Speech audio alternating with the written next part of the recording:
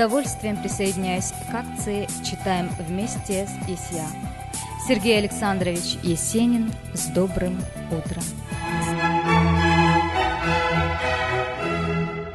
Задремали звезды золотые, задрожало зеркало затона, брежет свет на заводе речные и румянит сетку небосклона.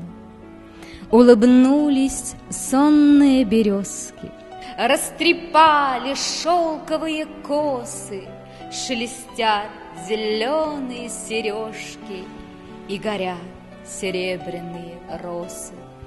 У плетня заросшего крапива обрядилась ярким перламутром и, качаясь, шепчет шаловливо: с добрым утром.